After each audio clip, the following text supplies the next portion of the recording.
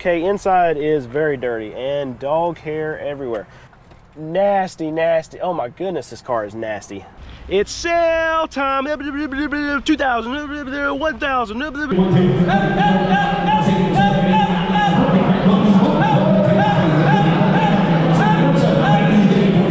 So new car franchise dealers are hurting right now. And how do I know this? Well, you see all these empty spaces behind me? Typically, all these spaces would be filled with cars. They would be filled with trade-ins from these franchise dealers. And what I'm seeing a lot now at a lot of these, especially smaller auctions that live off these franchise dealer trade-ins, I'm seeing a lot of this empty spaces. And what that means is that these franchise dealers, they're not selling very many cars. Because typically when someone goes to buy a car at a new car store, at a franchise dealer, they usually trade in a car. And whenever they trade in their vehicle, the franchise dealer doesn't keep it on their lot. What they do is they send it to these dealer auctions like I go to, and they run it through the auction and just dump it because they don't want to keep a lot of these older vehicles on their new car lot. So they send them off to auctions where dealers like me will buy them and then we'll resell them to the public. But as we see these empty spaces pop up, as we see fewer vehicles at these auctions, what that tells me is that these franchise dealers aren't doing a whole lot of volume. All right, and like I usually do in these auction videos, I'm gonna go through these cars and pick out a few that we can check the prices on and show you what dealers pay for some of these vehicles. All right, I've had tons of requests for Mazda CX5, and to be honest with you, I really haven't seen a whole lot pop up at auction, but here's one. It's a 2019, it's got 72,000 miles. Outside's dirty, but the body looks okay. Inside is very dirty and dog hair everywhere. And is that like a baby bow tie? More trash. Nasty, nasty. Oh my goodness, this car is nasty. Okay, just remember that when we're getting prices for these later, because this thing is gross. It's going to bring less money just because it's nasty. So it's a 2019 CX5. It's got 72,000 miles. So when I'm going through all these cars and checking them out before I want to bid on them, I actually scan them. And I have an Ansel X7 Scanner today, so I'm gonna show you what that process looks like. So there was a bad glare outside, but because this scanner is actually Bluetooth, I can bring it inside my shop to scan this car while it's still hooked up outside. One thing I really like about this, big screen, 10-inch screen, it's good. Like I said, it's Bluetooth, so it's wireless. I can be inside scanning this car and not have to sit in the driver's seat attached to a cord to be able to find out what's going on with this vehicle. But very easy to use. It has two-way control, which makes it very easy to find out what the issue is going on with your vehicle. And this scanner just does everything. You got ABS bleeding, you can check your battery, you can even program actual key fobs with this scanner. It's got your oil reset, it's got everything that you're going to need to check on your vehicle to make sure it's operating properly. But what I want for today is to find out if there are any codes stored in the actual computer of the car, and I get to pull up this nifty little screen, and the number of codes actually stored is 0, so I know this car is good and we can go on our way with it. So there's a link in the description below for this scanner and also a coupon code for my viewers if you want to purchase it. And as they've come out of this like golden age that us car dealers are referring to it as, when we could sell all these vehicles and make so much money, they're in the mindset now that they can still get really high prices for these vehicles. So they're not wanting to actually cut the prices. So they're choosing the method of, you know what, let's hit a home run on every vehicle and not play the volume game. And it actually will work out better for their bottom line is what they think.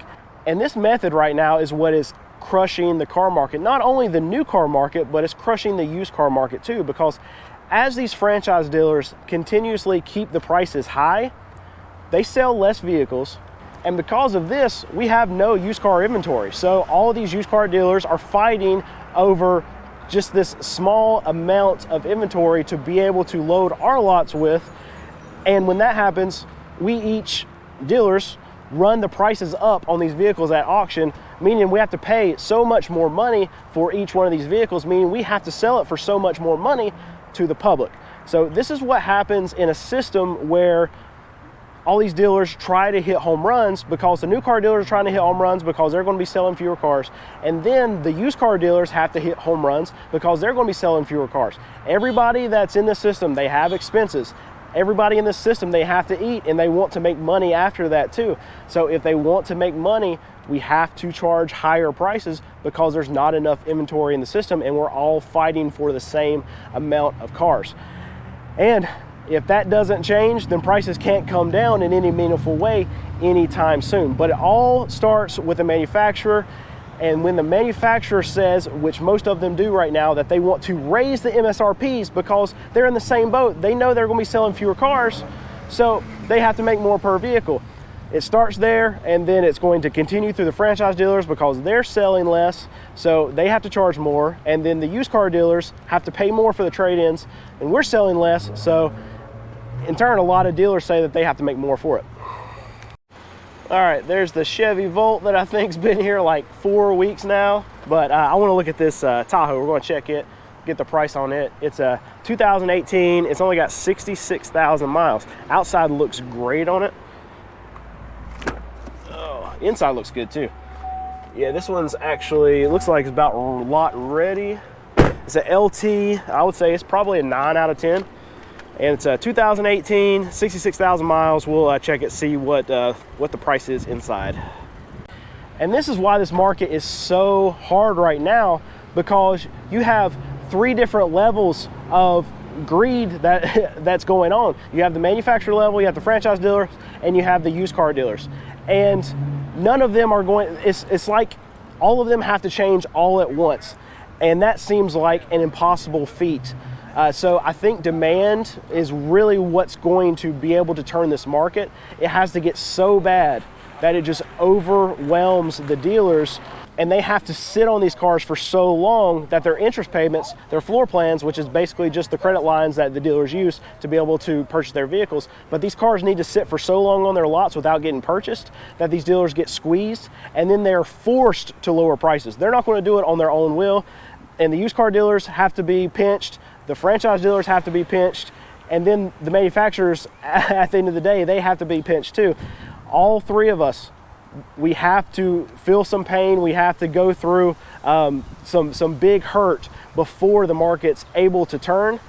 And I really think it's all starting right now because we're already seeing this demand go down, and we're seeing it right here at these auctions because there's not a whole lot of cars, and that means that these franchise dealers are not really selling. And if they're not selling, then the manufacturers, the Ford, the GMs, they can't keep pumping these trucks to these franchise dealers. They're just going to get overrun, and at some point, these franchise dealers have to turn them down and say, "Look, we can't take any more trucks. We don't even have any room for them." So at that point, that's when the big manufacturers start feeling the pain.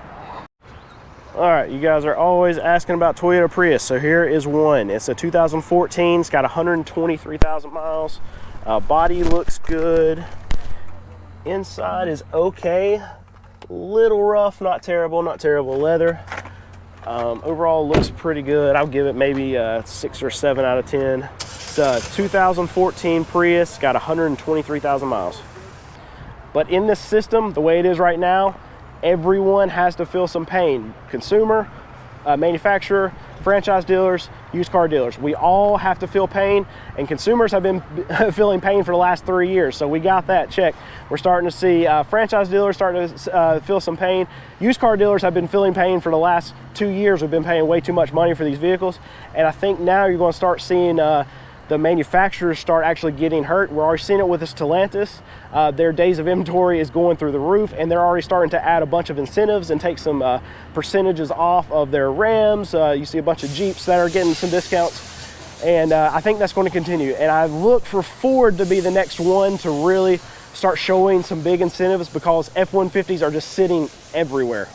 All right, this is a good one for us to check. It's a 2015 Volvo XC70. I love these cars. They are very cool. It's got 92,000 miles. This is a good one for us to check. The body looks great. Inside looks fantastic. These Volvos are usually very well kept. I like buying them. People typically keep up maintenance on these Volvos. They're more expensive to fix, but the kind of consumer that buys a Volvo usually keeps it maintained. So I actually missed the beginning of the auction. and I usually put in the auctioneer yelling sale time to signify that the auction is about to start. So since I missed that, I feel like it's my duty to try to reenact that for you. So here we go. It's sale time. 2,000, 1,000, 21. Actually supposed to go up in value. 21, 22. Sold to bidder number 1, the handsome and very smart Brandon from Car Questions Answered. You should like and subscribe.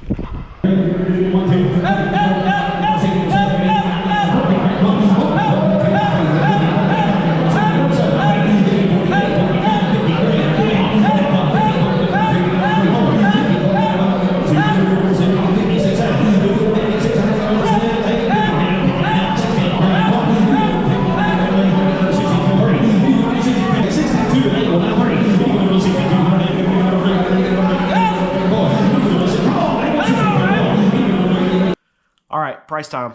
So the 2018 Tahoe, it had 66,000 miles.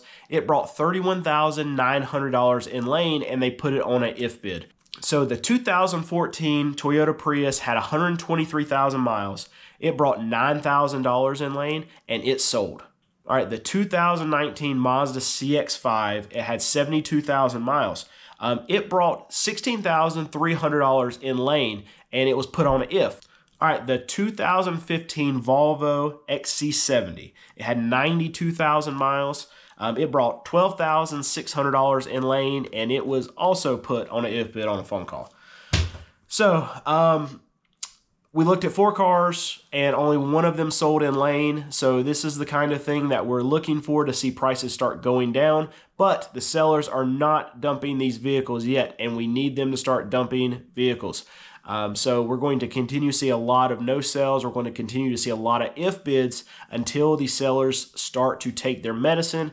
When they do that, they'll dump vehicles, and then used car dealers can buy stuff cheaper, and that means used car dealers can then sell stuff cheaper to the public, and that's when you're going to see used car prices start to come down. But until these dealers start actually selling these vehicles, we're not going to see it yet.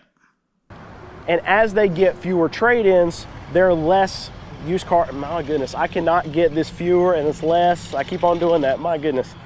All right, somebody's going to have fun with that, and hopefully it should bring less price, fewer price. No, less price.